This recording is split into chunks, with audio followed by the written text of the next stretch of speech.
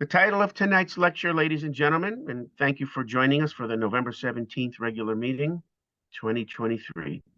Title is What Mom Packed for Lunch? The Microbial Community of Onthophagus taurus. Tonight's speaker is Dr. Ann Estes, Assistant Professor, Department of Biological Sciences at Towson University. And the abstract of her talk is as follows.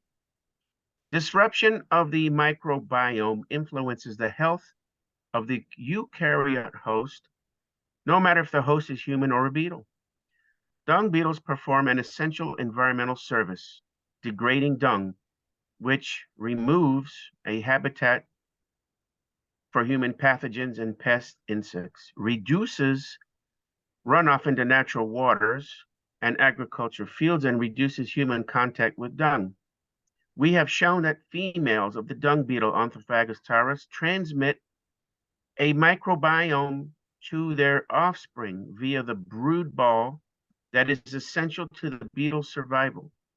Larvae develop entirely within and feed exclusively on a brood ball that the female constructs from the cellulose-rich solid portions of the dung. In contrast, adults feed on the liquid dung and excreted microbes. The Estes lab is interested in how this diet change and holometabolous development influence the microbial community structure and function. Using 16S ribosomal RNA taxonomic community profiling, we have found that the adult and larval beetles share a core microbiome diversity. However, the relative abundances of these shared microbes shift depending on the life stage. The dung beetle microbiome is distinctly different from the dung that the beetles feed upon, suggesting that the beetle has a specific beneficial microbiome. We've isolated bacteria from both larval and adult digestive systems that can degrade cellulose. These results suggest that the bacteria transmitted from parent to offspring are important for dung digestion. So we really are grateful to Dr. Estes for joining us tonight and graciously agreeing to speak for the Maryland Entomological Society. You are now an official member, Dr. Estes, of the Society. You get a year of membership for agreeing to speak for us tonight, and we'll send you a journal also. Oh. And we hope you'll continue to interact with our group, and maybe down the road we'll meet sometime when we get a chance. But the Maryland Entomological Society has been around since 1971 or 74, Phil. You can see. Hold your hand up. How many fingers? 71. 71. Okay. Yeah. I know it was one or the other. So it's quite a while, and so we continue to hang in there and manage to survive all these years. So hopefully that'll continue.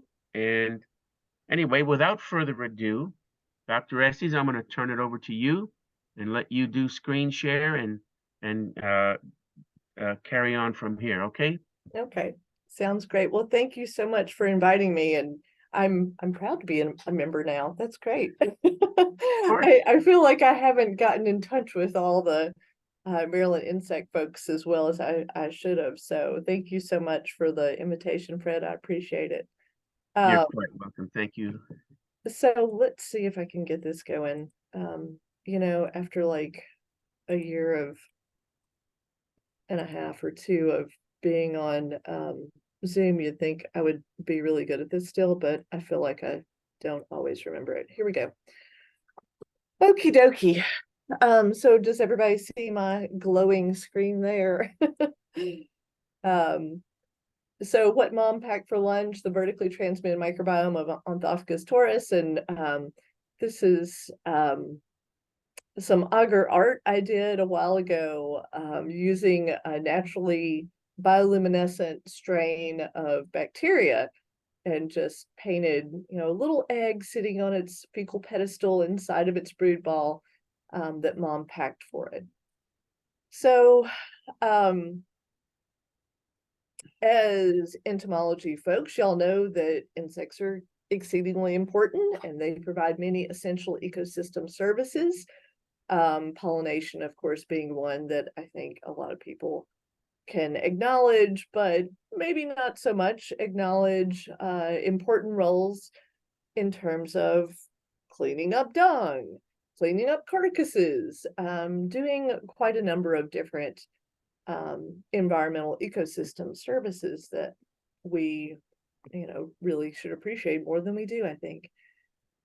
But one thing I kind of want people to think about maybe this time is that maybe there's these hidden figures that are actually really who's doing a lot of the work, right?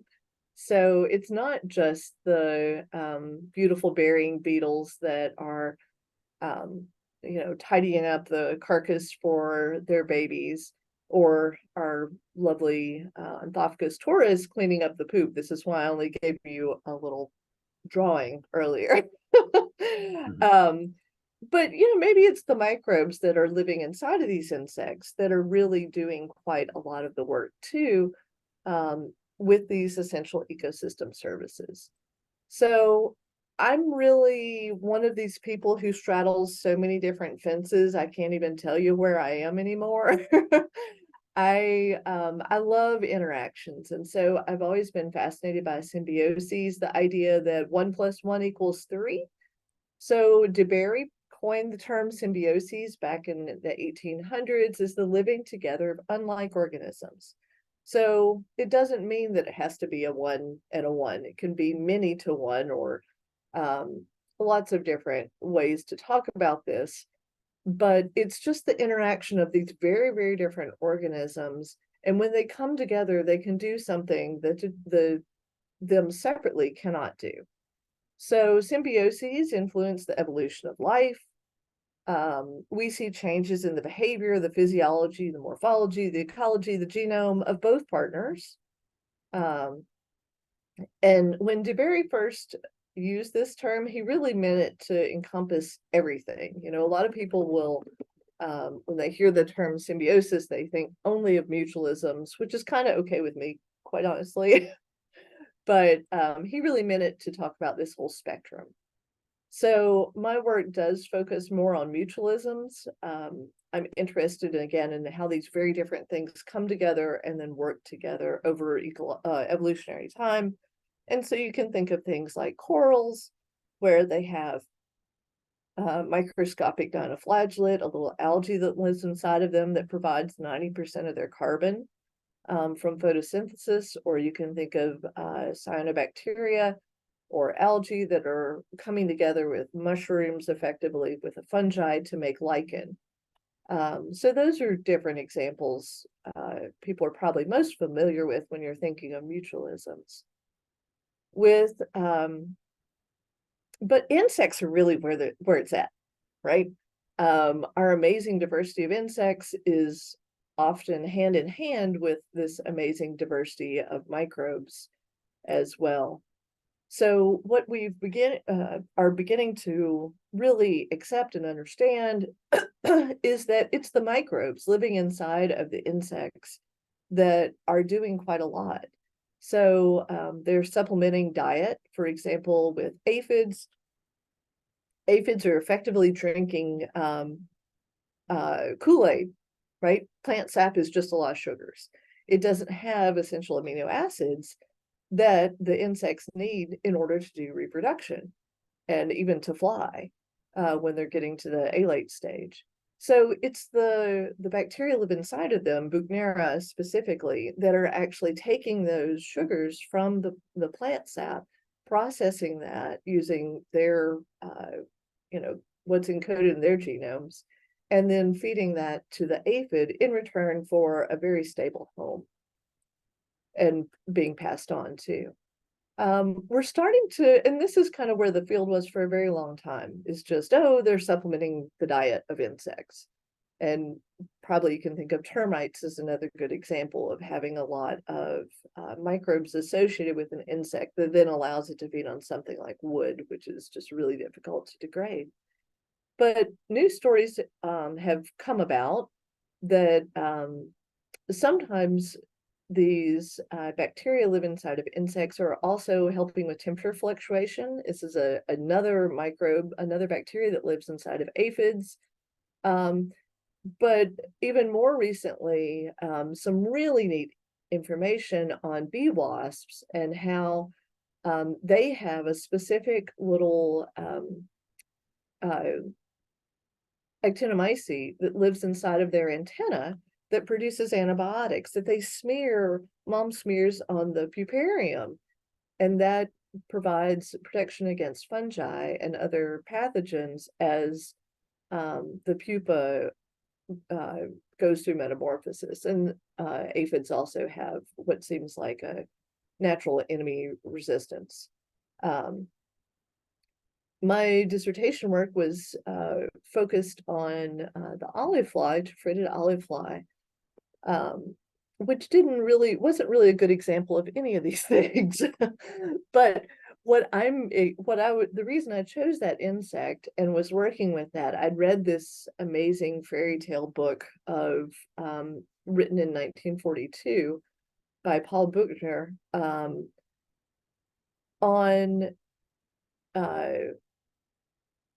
bacteria that live inside of insects. And I read the story of the Taphriddid olive fly. And what stuck out, it was first worked on in the 1900s. And what was interesting to me is that most of the examples of the insects that people were working on at the time were really this aphid system and other systems, white flies. There were a few people working on tsetse flies at the time, but it was more holometabolous insects. So those insects where instead of going through pupation, they actually are just getting bigger and they're shedding their exoskeleton to grow larger. And so if you're a bacterium living inside of an insect like an aphid or a grasshopper or anything like that, where it's just simply growing bigger, it's shedding the exoskeleton, and you're inside the gut system, no real problem for you. With Buchnera, it's actually even in its own cells outside of the gut system. So it's a really stable place for a microbe to live. But I was really interested, and because of that, a lot of those bacteria were found to have really highly reduced genomes. So they had lost a lot of genes, is the way the story goes, because they had been in this situation that's so stable for so long evolutionarily that they didn't need the ability to sense changes in the environment or to use amino acids other than what was coming in from the plant sap.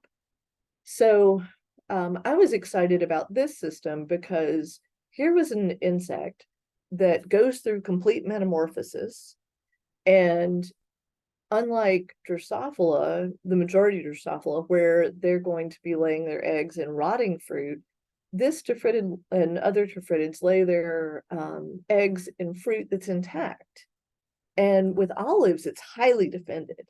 So there's all these secondary metabolites that honestly make olives terrible to eat. And I did have to try that, because you should always eat your study animal, right? But no, the green olives are really, really bitter. And when they turn this dark purple color, they're less bitter, but they're still very, very bitter. And so the only insect that can live inside the olive is this olive fly, and as a larva. And this is one of the reasons I was excited about this system is there was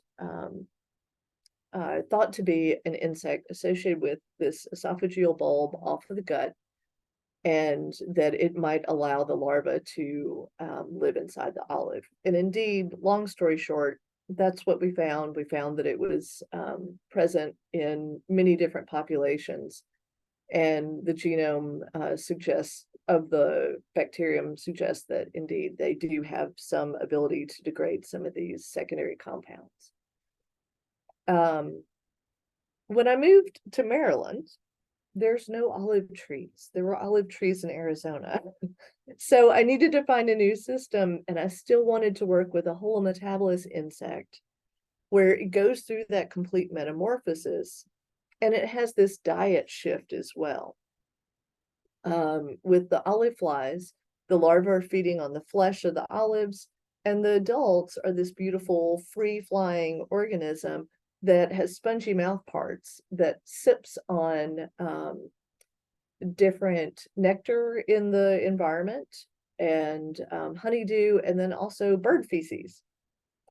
So those are really different diets. If you're a microbe inside of that insect feeding on receiving those nutrients. So the dung beetle system was one that stuck out to me in that the larvae are always trapped inside this brood ball, whereas the adults are free feeding on effectively what I like to call dung milkshakes. So they're only feeding on the liquid part. So my overall interest is really how this host is an environment for its microbes. How does that change how the microbes are coming together, which microbes are coming together, and how they're surviving throughout this life cycle where their house is being rebuilt or broken down and rebuilt during metamorphosis. So how does that host influence the microbe with the diet, whether we're having different diets, be it that cellulose from the brood ball or the liquid slurpee from the dung? How does that influence how does the host physiology change as we're getting different? We have juvenile hormone, molting hormone coming through at different concentrations, and we even have different anatomical gut structures. The life history I've already talked about a little bit with the metamorphosis, and then how the microbes might need to be differently transmitted if they're being transmitted through pupation, but then also from adult to their offspring, which is a little different. So what I wondered is if there were different changes to the microbial community. And we looked at this using taxonomic diversity to 16S rRNA, and this is a common gene that's used to get an idea of who's there effectively. We can also use this to determine a relative abundance of which microbes are present. And then we're headed towards doing more functional work with transcriptomics. But what we have been able to do is at least we've sequenced a lot of genomes so we can get an idea of what these bacteria can do. So I shouldn't have to tell entomologists that beetles are overly abundant and amazing and lovely, right? The diversity of beetles is phenomenal. And of those, over 400,000, we have quite a lot that are in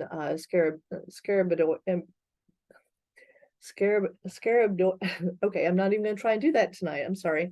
In the family Scarabinidae, there's about over 5,000 species, and these are all specializing on dung. They can feed on degrading, decaying plants as well, and sometimes animals, but generally they're focused on dung. They're distributed throughout the world. So this phylogeny is kind of color-coded to give you an idea of the Americas versus Africa and the Mediterranean and Asia and Australia. And we see an amazing diversity in terms of whether they're rolling beetles or tunnelers or beetles that dwell inside of the dung pad itself. And we do have native beetles here, dung beetles here, In fact, there's dung beetles on every continent except for Antarctica, and that's okay. I don't like the cold, so I don't want to go there. So the idea that maybe a dung-feeding organism might have beneficial microbes was really kind of strange to people initially, because waste is still, even though dung is the waste product of another animal, it has a lot of available nutrients. However, what interests me is that the majority of it, or a good deal, is still actually undigested cellulose. And you see this more in horse dung than you do in, say, cow dung like this. But the brood ball is so fibrous that even though the whole pat might have enough nutrients for enough different kinds of nutrients for an entire developmental life cycle, the larvae are only getting one part of that dung pad. And so I think that's a really interesting question, and made me wonder if maybe there were different communities of microbes present in one stage versus the other. And of course, at the same time, when your food is poop, it also means there's host cells being shed as well from the host gut, and then their microbes, and of course secondary microbes. As soon as the poop lands, it's going to be started to colonize with other things. So cows evolved in the Mediterranean, and these beetles, Onthophagus taurus, taurus because of the cow horns, evolved with the cow in the Mediterranean.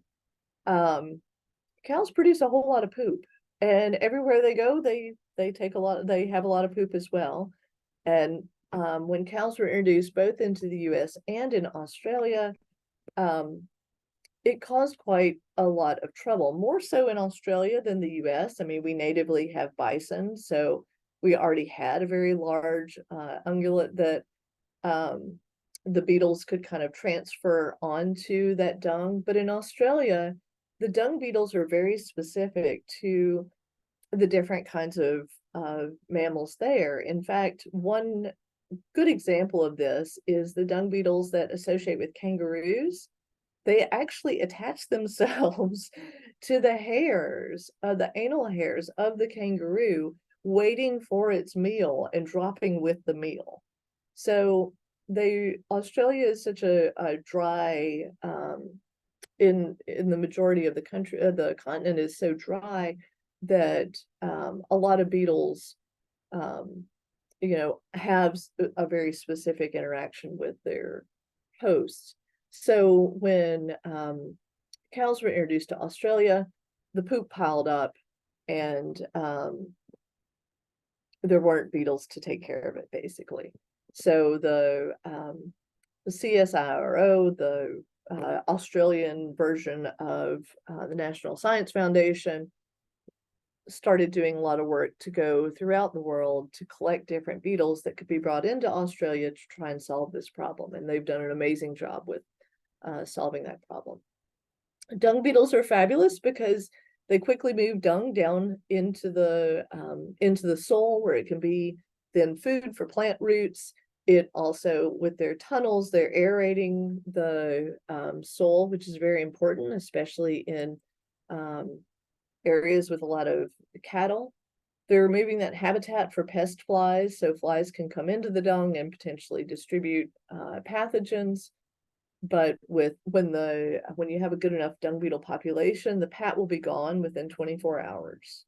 So you don't see that so much in the US, but it's definitely in other countries where I think there's better populations of beetles. Okay, whoops. So, and the other part is these beetles, between their larval and their adult stages, are completely breaking down the dung. Again, the adults are kind of pulling the liquids off and then taking the solid part down into the soil for the larva. So the question my lab initially started out with is, do we even have vertically transmitted endosymbionts? any bacteria that are going to be provided from mom to the offspring. And so what I expected is that if there were, they would be acquired from the female parent.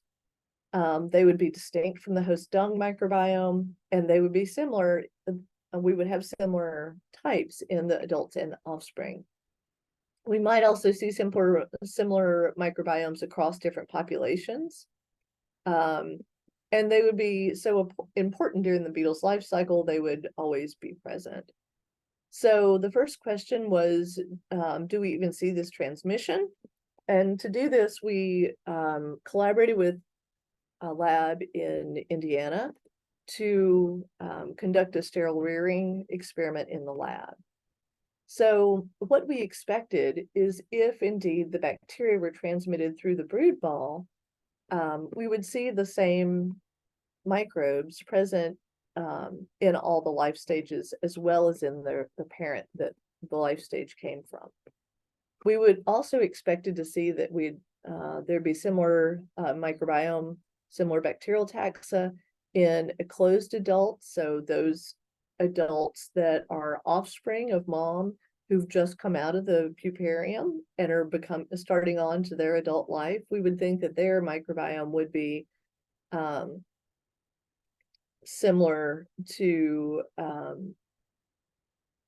actually, I expected they would be different from closed adults and fed, because the diet would be important there. If they were not transmitted via the brood ball, we would either see no microbiome or a very different microbiome between the adult and the offspring. So what we did, or what our colleagues did, is they collected wild females or females out in the wild from North Carolina. They brought them into the lab. They gave them autoclaved dung, dirt, and water. And all of these holes here are where the female was then burrowing down into the dung and making brood balls beneath the surface.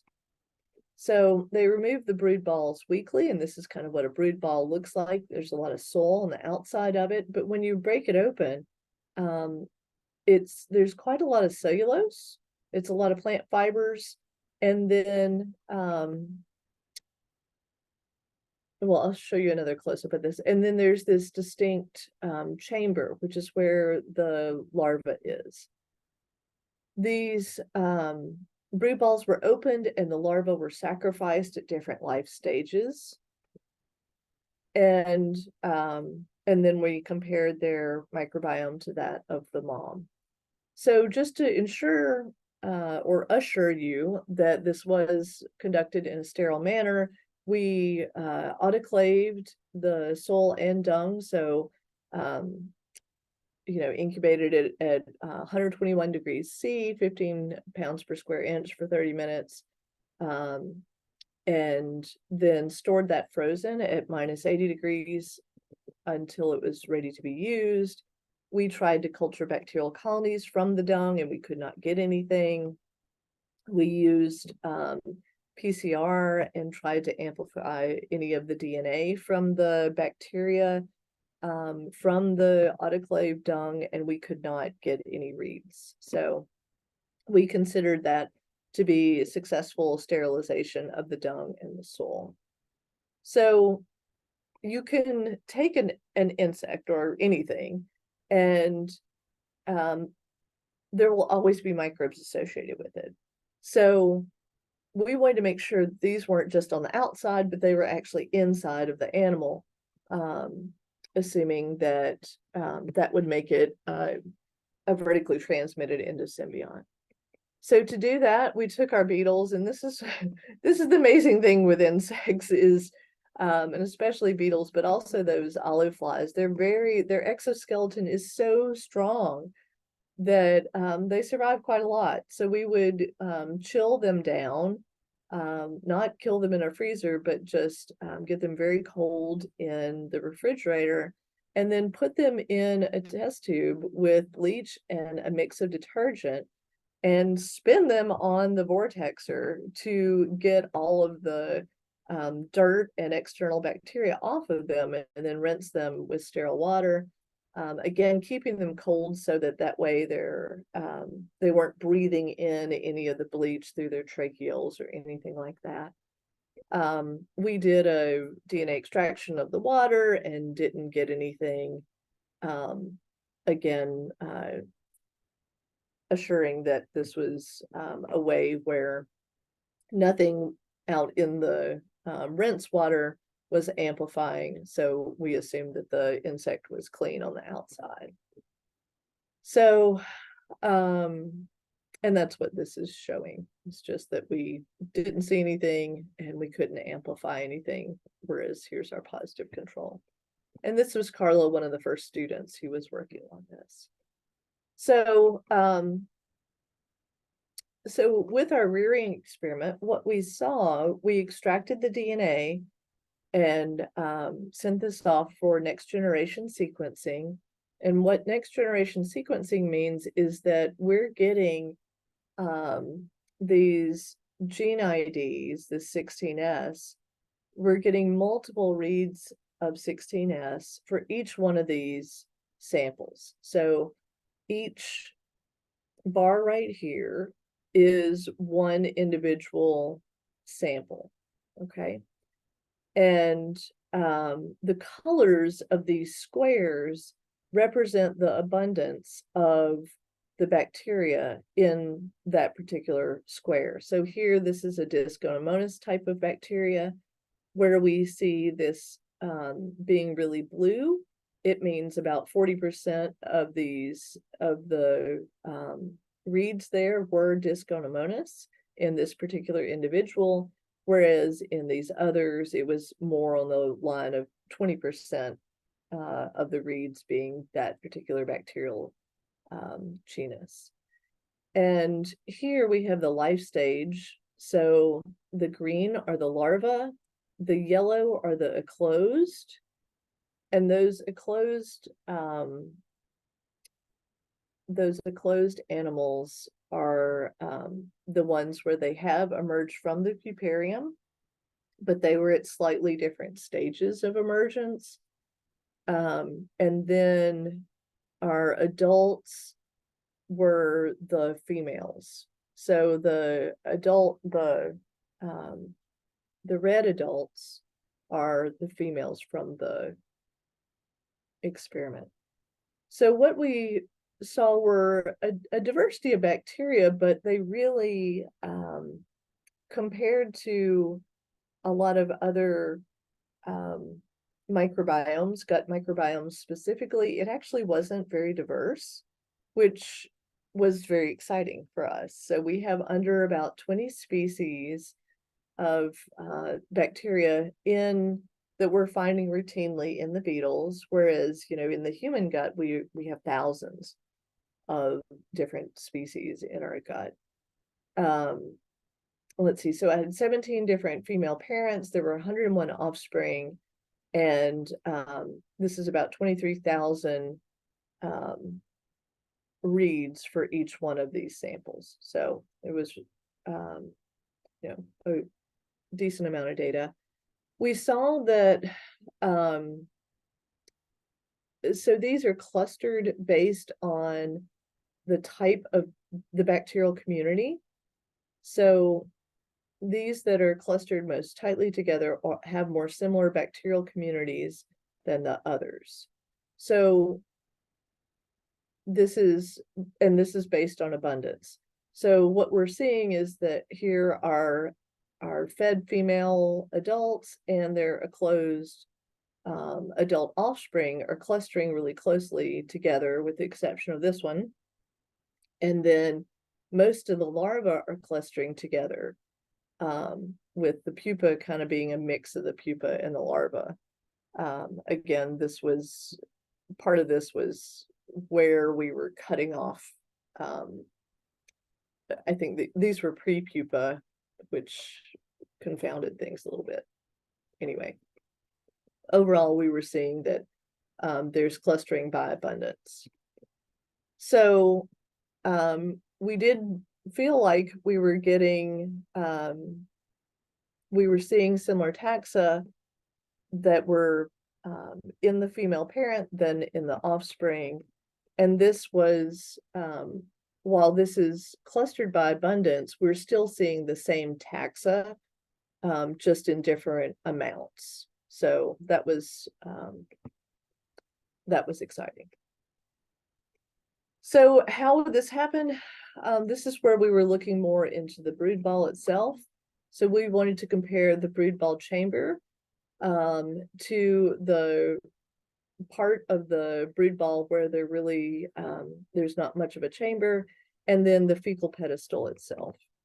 So our expectations, if it was transmitted via the chamber structures, we would see a different, the chamber would be different from the rest of the brood ball. We would see bacterial-like structures in the brood ball chamber and pedestal. And if it was transmitted through all the brood ball, we would expect to see no difference in what the chamber and the brood ball really look like. And we looked at this using scanning electron microscopy. So the way the story goes with this is that mom is making, in this case, the mother does do the majority of the brood ball formation, but she's pulling the bits and pieces of dung together down into the tunnel and packing it into this spherical chamber. Then she lays a little fecal pedestal, and after she poops that, she oviposits her egg. When the larva, which is this tiny little transparent thing, it closes from the egg, it feeds first on the fecal pedestal, and then it starts feeding up one side of the brood ball wall. It turns around, and this is where I got excited. It feeds on its own poop, coming back down the brood ball wall. That's the natural history story that's been recorded in several different places. So I was excited about that when I first heard this story, thinking, okay, well, this is a way that if mom's feeding on different kinds of poop, she can provision her larva with the fecal pedestal. But then when the larva is feeding on the dung itself and then feeding on its own dung, perhaps it's using that second feeding on its own dung, the self-coprophagy, maybe that is actually a way to select for which microbes might be most effective on that particular type of dung. But back to the structures themselves. So looking at the fecal pedestal under the microscope, we did see really different structure that looked like a prepared wall versus the pedestal itself. We could see little, and this is the problem. This is scanning electron microscopy. We can't stain anything. We can't label anything. We're just looking at shapes, and I fully acknowledge that it's just a picture. But we did see some bacterial-like shapes there. And then when we looked at the chamber walls, what we saw was this coated matrix. And indeed, the walls do look really nice and smooth. Whereas when you're looking at the part away from the chamber, it's more these fibers of the grass and such. When we scraped underneath the matrix, we did see, so these are both pictures from underneath this matrix. We saw these long fibrous looking structures that look like actinobacteria, actually. So we're very excited to see that. Again, it's scanning electron microscopy, so can we say conclusively this is bacteria? No, we can't. But it was an interesting thing to at least be able to determine that the structure really did look different between the walls. And so we did think that this really was being vertically transmitted this way. Well, the question that I consistently get is, are you sure this isn't from the dung itself? That was a lab experiment, and lab experiments do always have their own issues, right? So we wanted to compare the beetle and the dung microbiome in the field.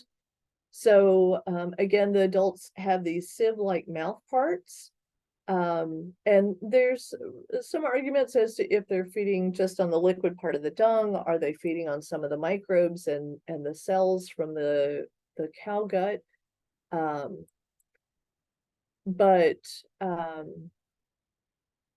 so what we wanted to do was see if it was required from the dung. We would expect to see that those beetles that were directly feeding on the dung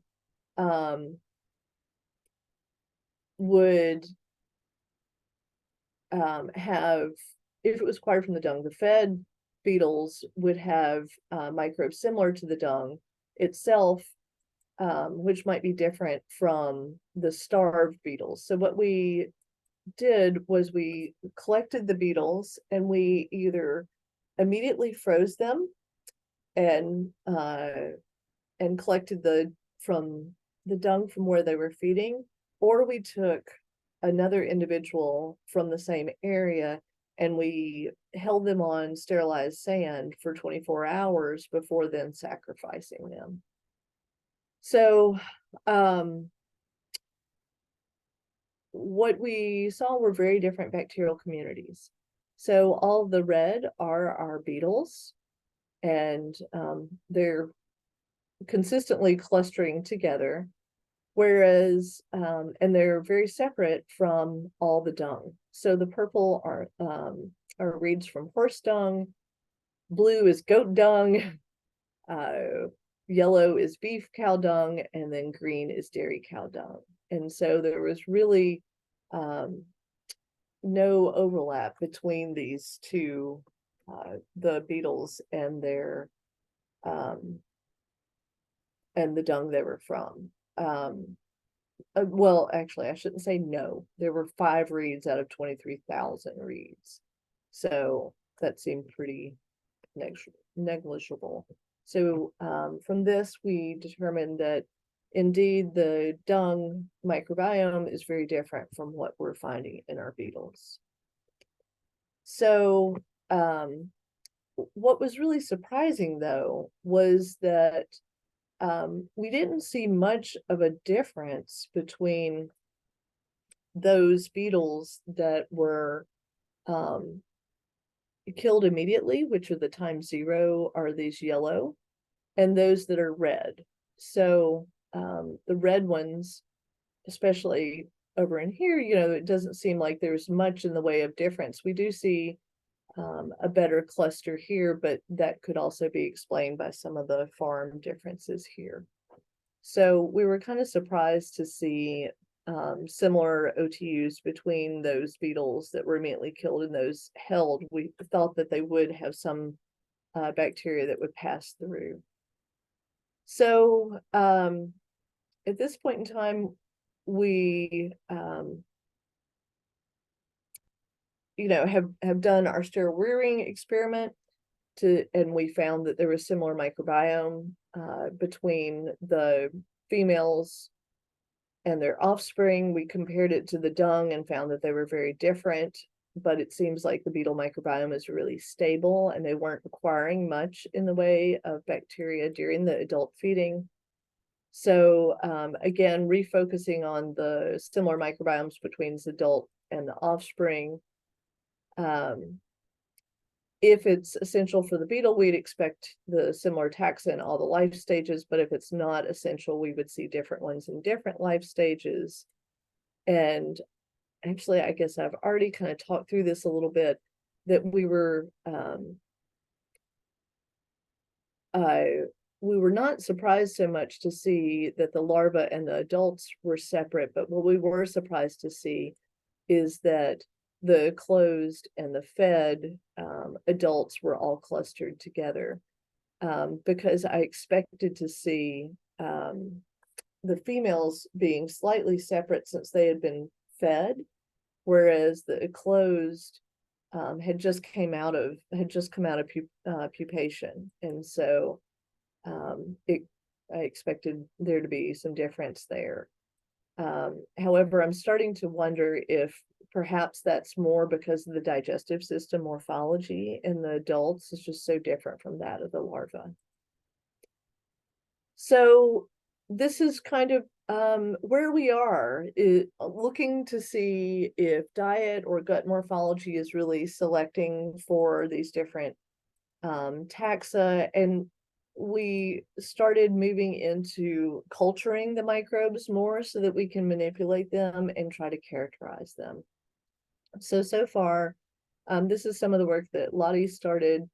And I'll show you pictures of the folks continuing on it now, but we have a number of bacillus that we've been able to culture, and Enterobacter, Providencia, Sphingobacterium, and Glutamicobacter. Oh, and Pentoia as well. So we've got, we have about 16 or 17 different strains. These are isolated from both the midgut and the hindgut, and we did see slightly different communities between the midgut and the hindgut, but we've gone through since then, and we've done a lot of different tests. So one of the tests we're interested in is seeing if these microbes can degrade cellulose. Again, since plant fibers are really present in that brood ball, we expected to see that the larval stage would have taxa and would have more taxa that could degrade the plant fibers than, say, in the adult, since it's mostly drinking dung smoothie. So this is a bacterial a plate, and what we did was we would put our the yellow dots here are corresponding to the bacterial culture that we would plate. The whole media has plant cellulose in it, and then we let those grow and stain them with this red color, Congo red. And if we saw cellulose degradation, there would be this halo. So here's our positive control, or this was our positive control, that's right. And this was one of our isolates that was very exciting because it was better than the positive control.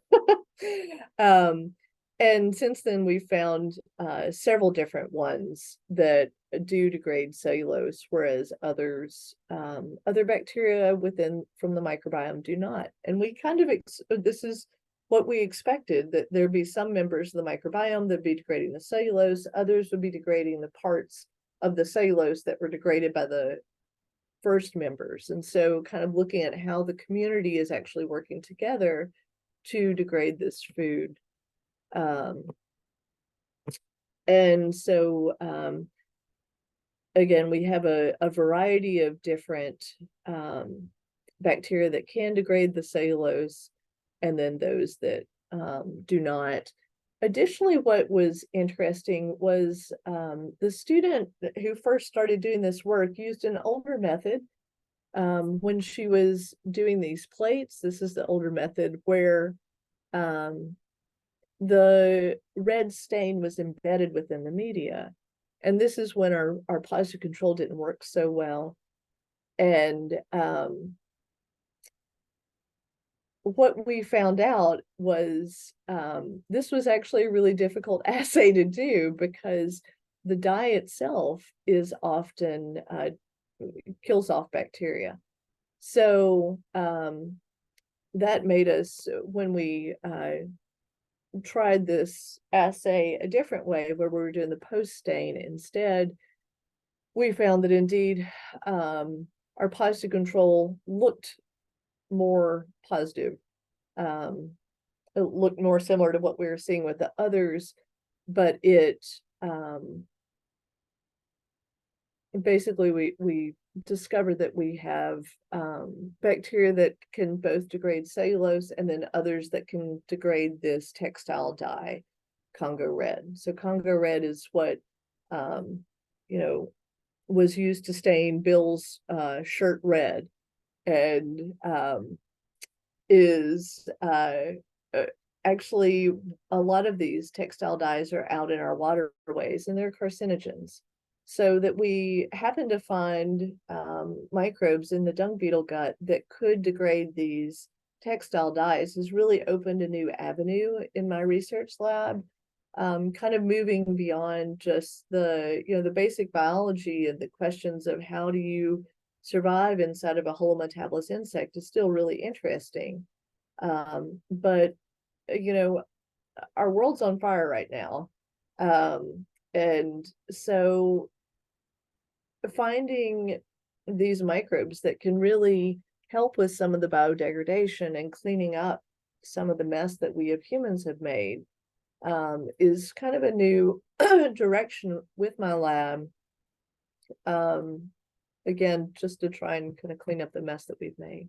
So it was really exciting to find that a number of these could degrade both the textile dye and the cellulose. And we were interested in the cellulose also from the beginning because of hoping that we could find something to help with biofuel production. And this is Ali Moss, who is the genius behind the Congo red discovery. She's now employed by USDA. She's gotten her master's since being an undergrad in my lab, and she's out in Oregon now helping farmers improve their soil chemistry with planting the right plants and knowing the microbes associated with the organics in their soil. So she's an amazing student who I'm really proud of. And she also set up this darn little machine, which is a workhorse in our lab now.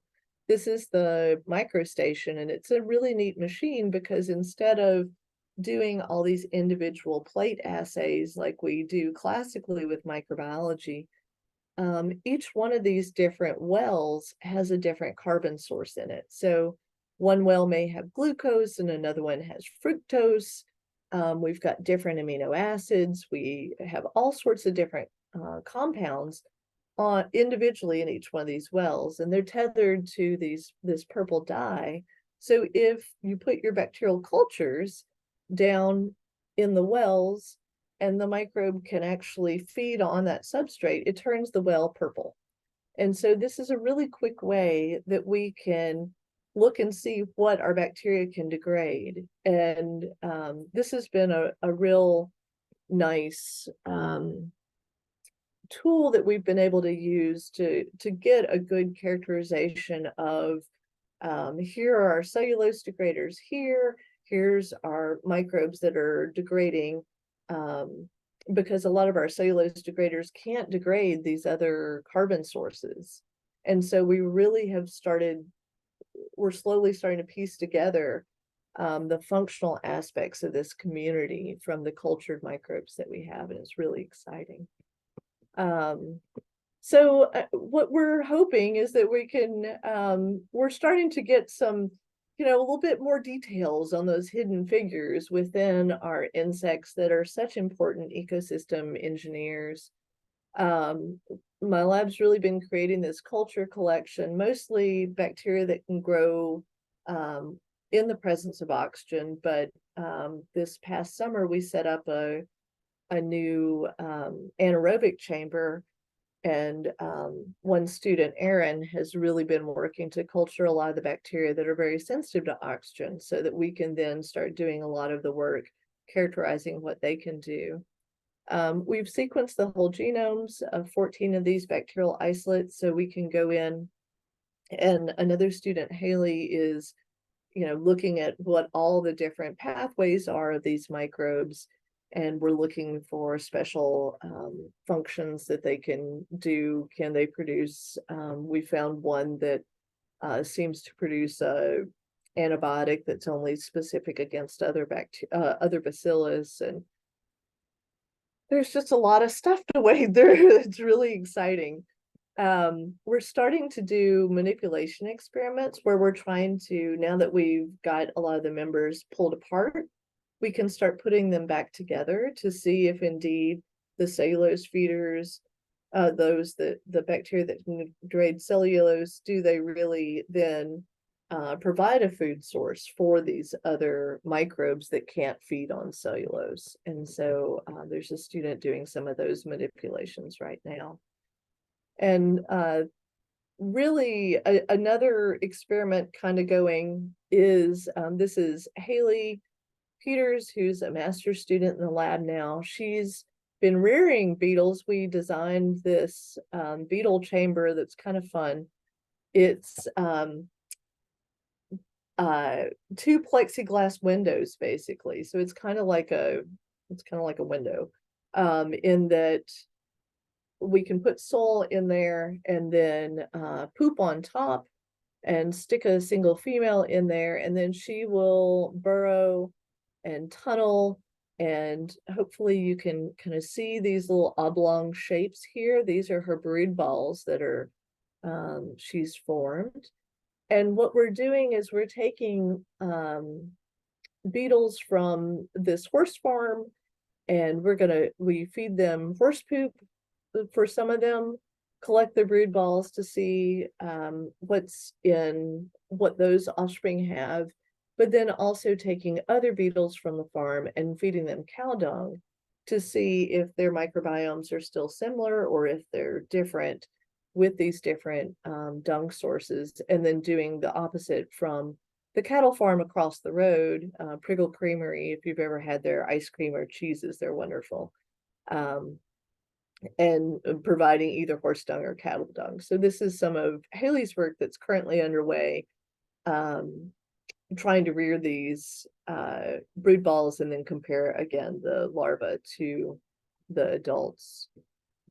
So that's been pretty fun. And these are some of the different people involved over the years. So Kenyane did some of the initial experiments with some of the dung degrading, and Lottie did a lot of the initial culturing, and Carla did a lot of the initial DNA, and Michelle did a lot of the initial identification as well. Mallory was a master's student at Salisbury University I collaborated with, and she did a lot of collecting throughout Maryland. So those were some of the beetles that were in some of the graphs as well. And this was one of the undergraduate working with her. I told you about Allie. This is my current lab group. I took them for a zombie apocalypse escape room at the beginning of the semester, so that's why we look so silly. But they're a fun group. Chloe is the one doing the synthetic community work, and Preeti is working on looking at the brood ball wall itself and seeing what the microbiome community looks like. This is Haley I talked about. Aaron's our anaerobic culture guy, and this is Lauren, who does all the amazing prep work. And yeah, I just feel very fortunate. I've been lucky enough to be funded by Towson University with my startup, and also through the Jess and Mildred Fisher Endowed Chair. And Allie was funded by the American Garden Garden Club several years, and then also American Society for Microbiology gave her a national fellowship as well. And Mallory was funded by the National Science Foundation for a graduate research funding for doing this work with me too. So I feel like I've been really fortunate during this time to be able to do this work. And thank you so much for your patience and attention today. I'm happy for any questions you might have.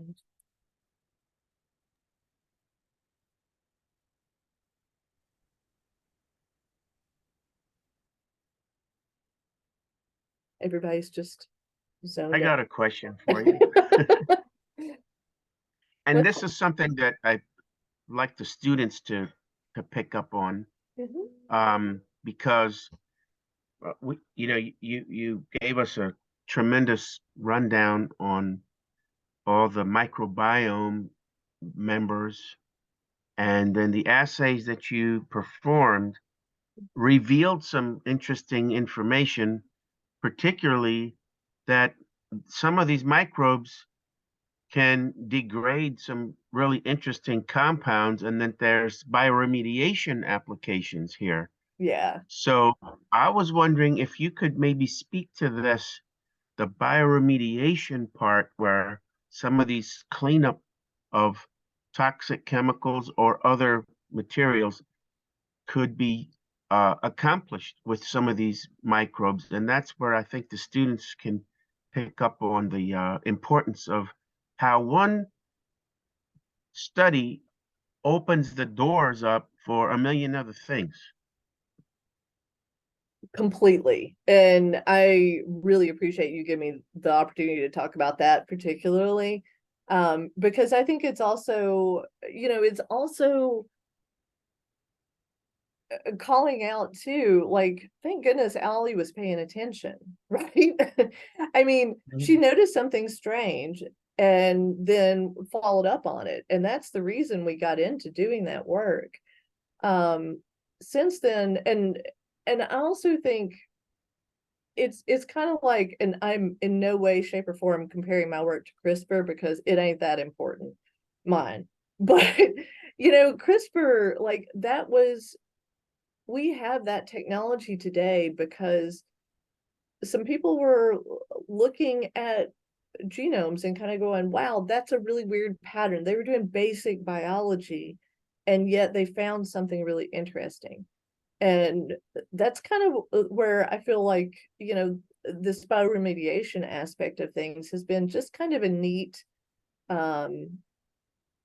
trajectory. And in fact, my undergraduate students in my general microbiology class this semester, I have a very, very motivated group, and I gave them 6 different isolates that don't really degrade cellulose so much, but they do feed on other things.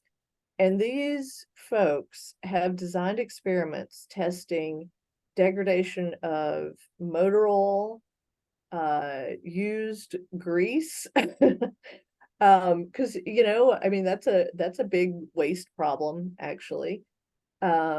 Insecticides, there's several different insecticide experiments people are running right now. We've got 4 different kinds of textile dyes that we're looking at to see if they are degraded by these organisms. And there's another unusual, oh drat, I can't remember the other, but basically, I mean, the students are really, because I'm trying to run this general microbiology class more as an independent research class of 24 students each section.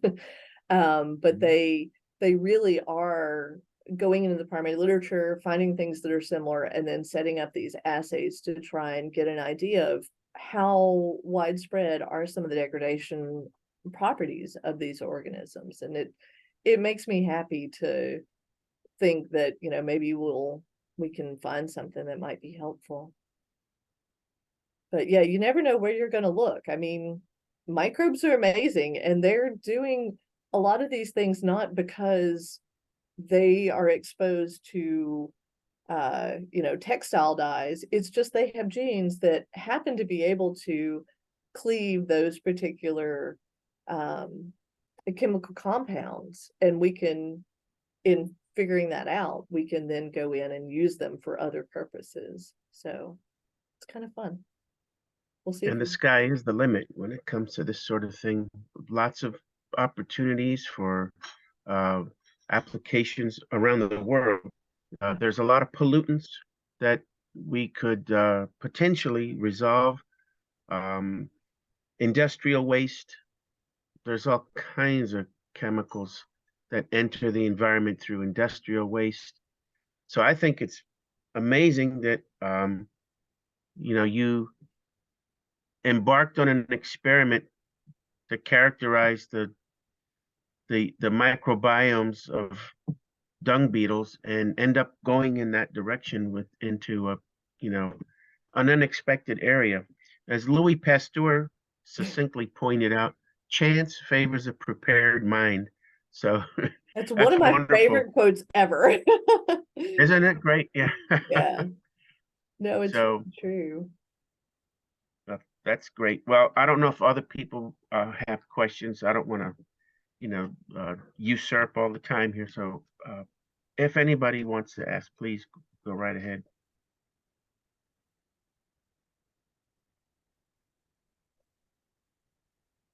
students are not sure, right? Yeah, I'm sorry, it was so So, much micro for the entomologists too. I should have brought more. I can show you. Let me show you a cool dung beetle. okay, This was sent by a friend. Wow. Yeah. Is that So the this is the elephant, Asian elephant elephant dung dung beetle.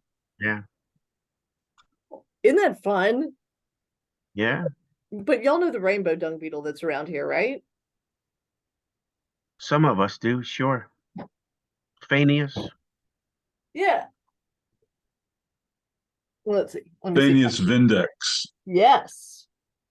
There they are. Yeah. I love those. You know, the first time I saw those, because I'm from Alabama, and then I met my husband in Tucson when we were working on our dissertations, and then he got the job here and brought us to Maryland. I put out baby diapers one time and just happened to find one of those guys. And I kind of thought, wow, Maryland might be more cool than I thought it was. There's a number of other species of dung beetles here in Maryland. Actually, you'd be Yes, surprised. Maybe you've found some. I don't know. some of them. So these are a lot of the dwellers. They're very tiny. Can y'all see that red guy? That's another dweller. That's kind of fun. Yeah, and these are some of the rollers. Some of those were in this. These are fun. Can y'all tell what those guys are? It's like a staphylin. Yeah, rove beetles. Hmm. These were feeding on my dung beetles, on these guys in my pitfall traps one time. Yeah, it's surprising. Yeah. Are those not monsters? They're, they're voracious. Yeah. It's amazing. And I kind of want to look at rove beetle microbes because like in every, there's always rove beetles, right? I mean, the cow plops are full of them. Clearly they like dung beetles, so I don't know.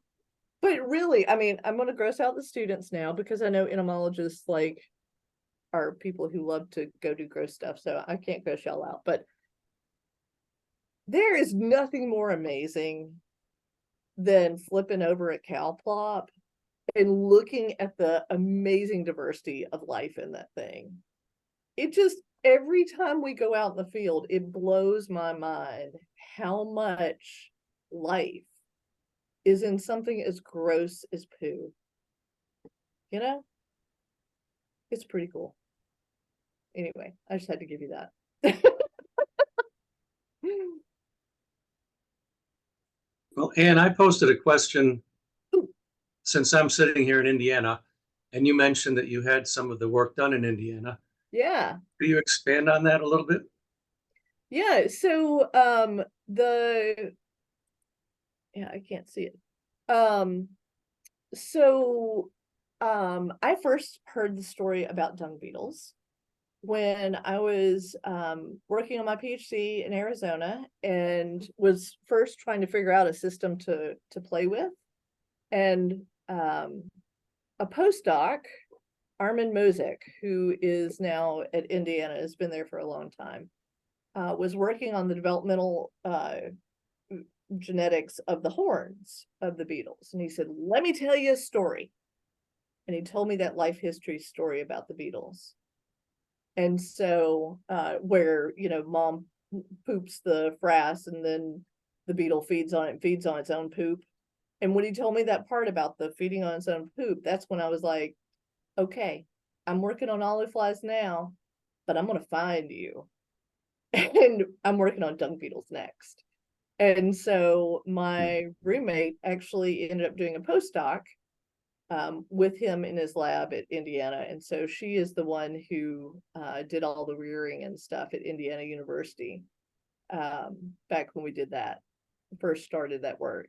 So Armin's lab is still doing, they mostly do developmental work, but they're starting to try and play a little bit with the microbiome too. So they're much better at rearing these animals than I am. I have very little experience with it. So we're working hard to learn, but they've been able to do some really neat experiments where they take different species of dung beetles and they're swapping the pedestals out.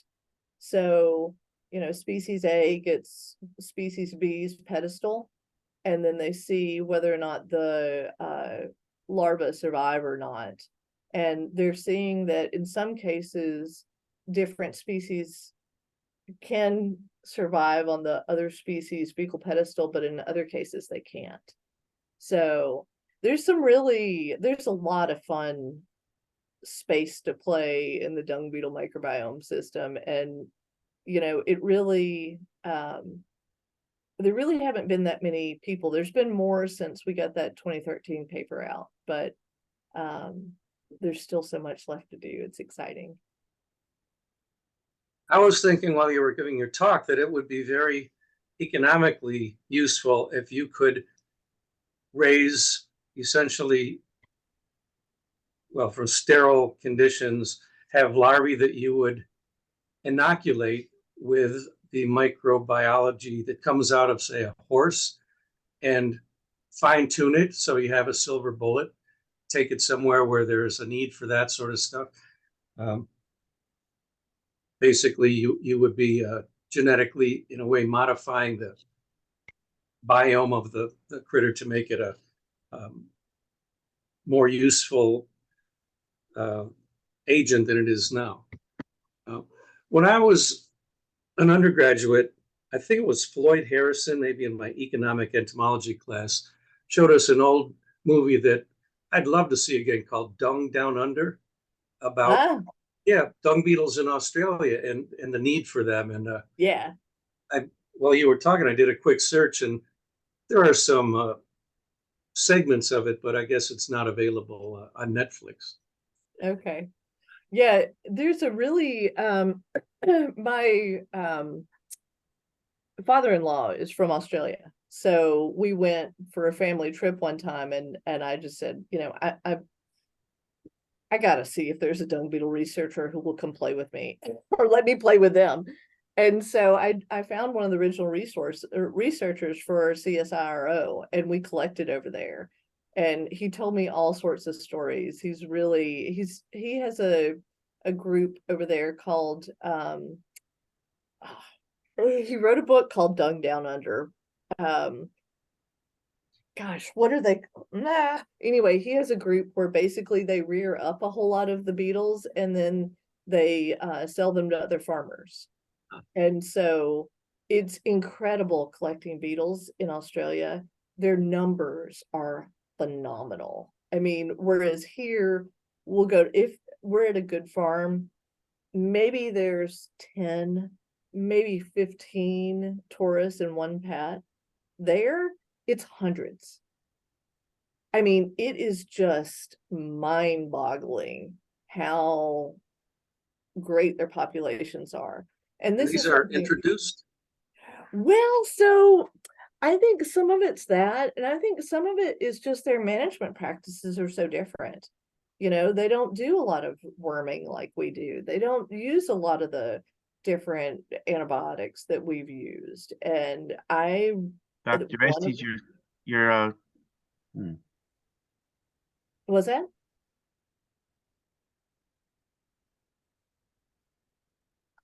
But anyway, so I think that's what I really wonder, is if maybe some of our management practices have really destroyed the microbiome of the insects.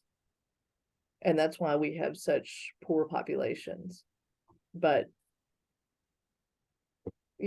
that's just throwing ideas out. Well, it's exciting research you're doing. Thank you. It's fun. It's a lot of fun. I might suggest one day, if you go to Greece, there's a million dung beetles there. Yeah? Oh my God. I was amazed. I was out on some of the fields there where they do grazing in the mountains, sheep. There's a lot of sheep and goats. And the ground was crawling with dung beetles. Literally crawling. Yeah. I couldn't believe how many there were. So. Oh, that's cool. I just got in touch with yeah, I need to write some travel grants because like I mean that's the whole point of doing biology, right? It's to travel. It's to play in the dirt and travel. But there's a researcher who is in ah I I think he's in Denmark maybe. But anyway, he's at a museum and is looking at dung beetles, and they just found that there are dung beetles in Madagascar that feed on reptile dung. So we're looking to collaborate on that and see what kind of microbes are present in those beetles, because reptile dung is just such a different world than mammal poop. So Yeah. kind of excited about that, especially if I can go to Madagascar. Yeah, that would be interesting. Yeah, the Fritteds took me to Mauritius for a meeting, but you know, I didn't go to Madagascar, so. Mauritius, I don't think you get any further away in the world than there. I know, but it was neat. Those fruit Yeah, fly people, man, they know the good places to go. sounds like it. It was fun. Well, are there any other questions? I know the students might be wanting to log out. Um, the members are going to hang on for a little bit of a business meeting, but certainly if there are no more questions, um, the students can go ahead and log out. I've got a list of who attended, so thank you guys for showing up and listening. And you can always email me at school if you have questions about this, okay? So if you want to know anything more or inquire anything, don't hesitate. All right, so we'll see you back at the homestead then, as they say. And again, I mean, if anybody else wants to interject and say something, please go ahead. Just wanted to say thank you, Doctor. Oh, I appreciated the presentation. oh well, thank you so much. I really appreciate y'all listening. Seems it's interesting, it's the idea that perhaps these things can even be used with a little more research and fine tuning to engage in remediation. I mean, that's almost mind-boggling. I You I know, I sure hope we can get somewhere with it. We'll see. God knows we're at the stage now where we need things like that. You know, We do. I think that as a species, we've had such a huge impact on our world. Sometimes I almost feel we're at a breaking point, you know? Yeah, me too. And I yeah, and me, I'm just a bug collector. It's a fun hobby for me. Been engaged in it for over 50 years. But just my own experience locally is just the decline in all kinds of species. I'm mostly a butterfly hunter. That's what everybody starts out as and what have you. Yep, it's true. And it's really noticeable Yeah. with most of our butterfly fauna, but it's not limited to that. I see the same thing with other insect groups. No, I'm definitely seeing a decrease in the dipter diversity in Howard County, Maryland. Moths. So I'm with you on that one. Yeah. Um, So you anything know, we can do to help maybe kind of cleanse our environment from just the mess we've made of it yeah. is something I think that is ultimately going to be of extreme value. Yeah. So Yeah, I just even think of, my kids are 10 and 15 and they've never going on a road trip driving like Mhm. they I remember cleaning the insects off my windshield, even in Yeah, right. college, right? And that's just not even a thing. And I Yeah. mean, they're both very avid bugger. Actually, you'll really appreciate that our youngest is named Selene, after the fritillary here. So we call her Celine, but it's really Selene. But I guess technically I'd call it Beloria Celine also. there you go. Okay. But yeah, so they both are really into bugs too. And they used to collect with me a lot, not as much anymore because now they're getting older. But do y'all ever do collecting trips around here, or what's? Well, I used to do Yeah. them pretty frequently, but I'm getting to that point where arthritis interferes. So, but yeah, our organization in years past used to sponsor an annual field trip, usually areas pretty close by, different Maryland locations and habitats. But even within our own ranks, the people that collect recreationally, there are fewer and fewer all the time. This is almost like a dying art form, which I find a little distressing. But there's a whole new cadre of amateur entomologists that do all their collecting through the lens of a camera, and that's okay too. Yeah, But there's something for that, but I'm still pretty old school, and I look at this point. If I could add something too about my collecting, I do a lot of collecting in Howard County of chloropids and siamyzids. In the past few years, this Japanese stilt Can't hear you. is so encroaching on habitats. I go into these different habitats, and it's all used to be rushes and juncus. I mean, sedges, where you find chlorophids, and they've been within 2 months. Everything I've talked to Howard County, I forget what the department's called, but they're like, yeah, we know, but we don't have the resources to deal with it, and blah blah blah, and they're right. What are you gonna do? Yeah, still grass in the wavy basket. So that's what's affecting the diversity here. Yeah. And probably a lot of places. Though, so our house, we're right close to Towson University, actually, but we've got a little bit of wooded remnant behind us. And there's a chunk where there was a lot of stilt grass, and I was ripping it up one year. And what I found was a little grass door, and it was to I'm not gonna remember the name right now, but the carrion beetle that packages up the burying beetle. It was a burying beetle nest.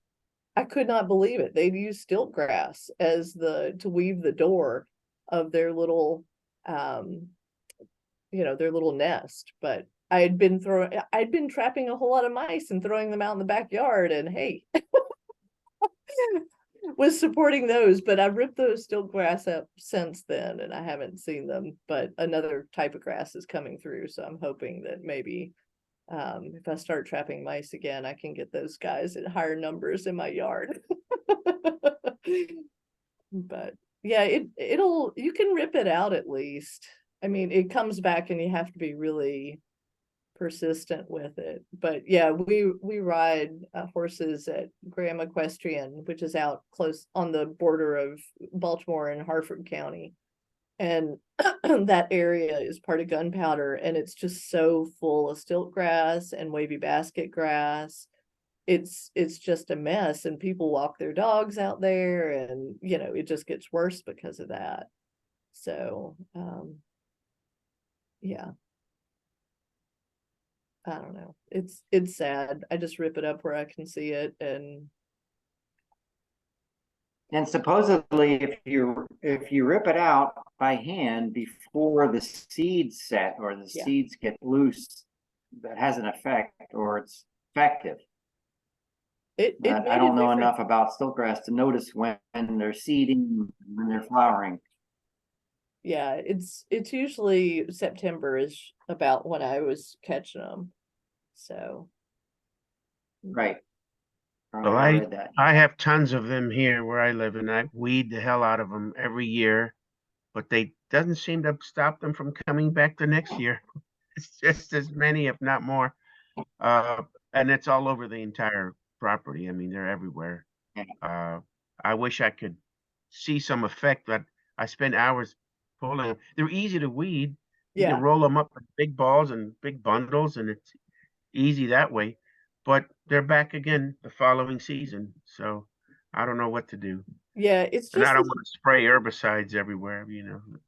this one area in our yard, I can control it. You're right. It does come back in some of the other, it's some of the paths where I can't get rid of it, but this one area by the campfire, I can keep it back for some reason. Problem everywhere, man. Everybody's seeing it. Sad. Yeah. Well, I should let you do your business meeting. You're welcome to stay if you like. I should But probably thank you get so much. home. But well, thank you again for inviting me. I hope I didn't bore y'all to tears with a lot of this, but I wasn't sure quite where to aim it. So